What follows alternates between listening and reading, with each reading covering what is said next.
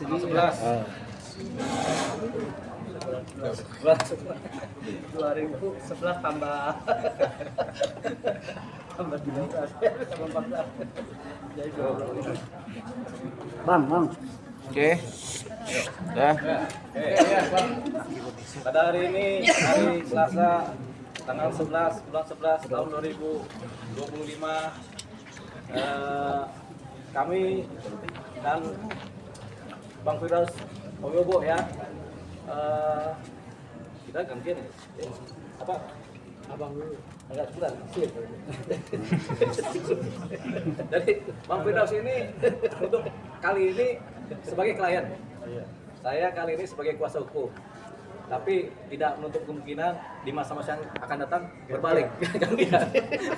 Namanya hidup kadang di atas, kadang di bawah. Di atas, di bawah. Pada hari ini. Saya senengan di atas. Di atas. Ya, kita juga di atas. Tapi roda berputar. Berputar, betul. Di atas, putar lagi ke atas lagi. Iya, Putar lagi ke atas lagi. Jadi nggak pernah di bawah. Oke ya, jadi pada hari ini kita akan menyampaikan satu keadaan di mana tadi beberapa jam yang lalu kami sebagai tim kuasa hukum dari Firdaus Oyobo mengajukan Oyobo. Oyobo. Iya, Oyobo. Ini ada salah nih namanya ya kan, Bang Firdaus Oyobo. Kita mengajukan permohonan pengujian material, uji material ke Mahkamah Konstitusi. Apa isinya? Yaitu kita permohonan pengujian material untuk Undang-Undang Advokat tahun 2003, Undang-Undang Nomor 18 tahun 2003 kita ajukan ke MK. Sudah kita daftarkan di kepaniteraan Mahkamah Konstitusi dan sudah diterima dengan segala kelengkapannya. Jadi ini terkait apa? Terkait statusnya Bapak ya. Iya. Bapak Firdaus. Oh ya. Lebih sopan ada. Adek ya. Statusnya Bang Firdaus Oyobo ini yang memang berita acara sumpahnya dibutuhkan oleh Pengadilan Tinggi Banten ya. Iya. Ya, jadi begini, memang beliau ini kan adalah pengacara juga, statusnya advokat. Kemudian yang berlaku sebenarnya adalah Undang-Undang Advokat, yaitu Undang-Undang Nomor 18 tahun 2003. Tapi seharusnya ketika ada pembekuan atau ada keputusan yang secara hukum adalah memberikan hukuman, ini kan pembekuan kan termasuk hukuman juga kan. Jadi itu seharusnya beliau ini diproses menggunakan undang-undang advokat, di mana sebelum ada proses pemberian hukuman ada yang namanya sidang kode etik dari Dewan Kehormatan Lembaga Advokat yang dimana beliau bernaung. Tapi ini tidak ada sidang kode etik ini sampai beliau kemudian mengundurkan diri dari lembaga tersebut. Jadi ini ada suatu kecacatan hukum formil di mana tidak dilaksanakannya sidang kode etik buat advokat.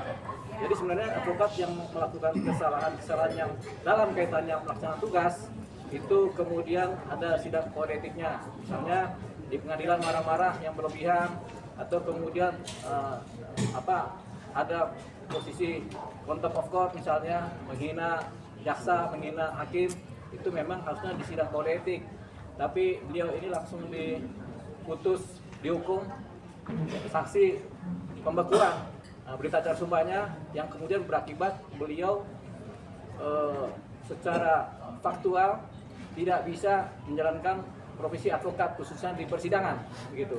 Tapi ini juga hasilnya kemudian tentatif, belum tentu juga beliau nggak bisa bersidang karena yang kita sebut tadi adalah kecacatan aspek formil dari proses pemberian putusan tadi, yang memberikan adalah Ketua Pengadilan Tinggi Banten ya. Dan inilah atas intervensi Ketua Mahkamah Agung Profesor Sunarto.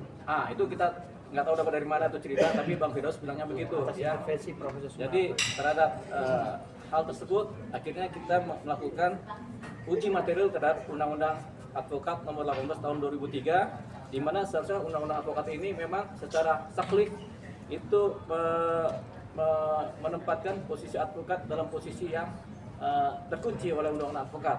Tapi kemudian ada penyimpangan yang sekarang terjadi di mana ini dilakukan tidak prosedural. Jadi kita ujilah undang-undang advokat itu, yaitu uji material pasal 7 ayat 3 dan pasal 8 ayat 2 Undang-Undang Nomor 18 Tahun 2003 tentang advokat, terhadap pasal 1 juga ayat 3, pasal 27 ayat 2 dan pasal 28D ayat 1 Undang-Undang Dasar Negara Republik Indonesia tahun 1945. Jadi kalau uji material itu kita uji undang-undang ini dengan Undang-Undang Dasar 45. Itu uji material kan. Pasal-pasal ini apakah kemudian dianggap menghasilkan bertentangan dengan Undang-Undang 45 apa tidak? Itu uji material terhadap undang-undang ya. Nah, selain itu kita menguji apakah keterkaitan pasal-pasal ini, penyimpangan terhadap pasal-pasal ini kemudian berdampak bertentangan juga dengan Undang-Undang Dasar 45 apa tidak. Nah, dari kaitan dengan kecacatan dalam proses pengambilan keputusan Ketua Pengadilan Tinggi mantan terhadap pembekuan status Bang Firdaus ini sebagai advokat melalui pembukaan berita acara kumbanya, ini kita dapati adalah kecacatan atau penyimpangan terhadap undang-undang advokat yang ini harus kita bereskan atau kita rapikan.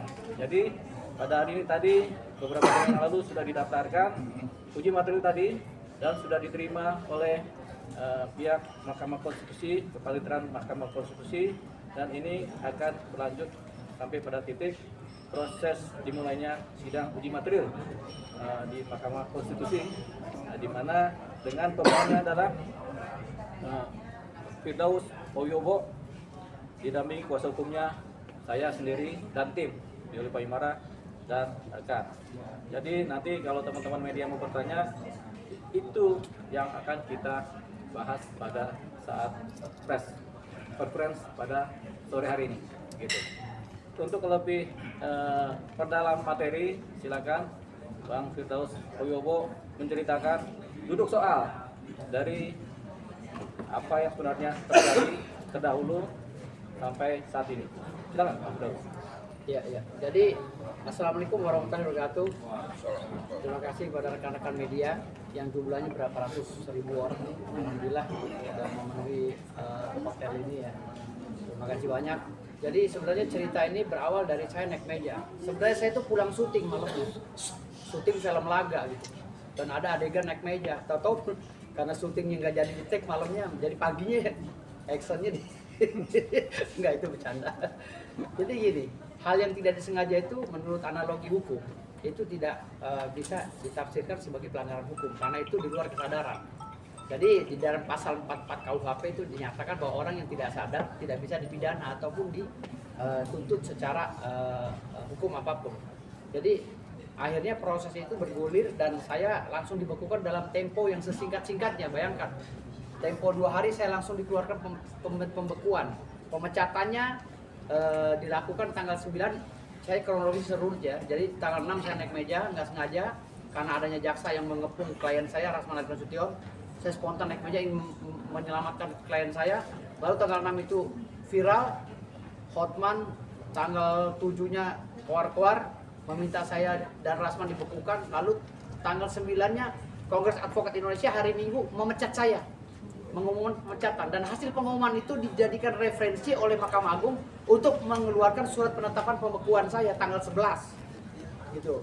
Lalu tanggal 11 saya dibekukan, tanggal 12 atau tanggal 13-nya saya diangkat oleh Dirjen AHU sebagai Ketua Umum Advokat.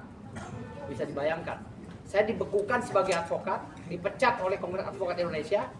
Tanggal 13 saya diangkat oleh Dirjen AHU sebagai Ketua Umum Advokat Perkumpulan Badan Advokat Saudara Mereka Indonesia.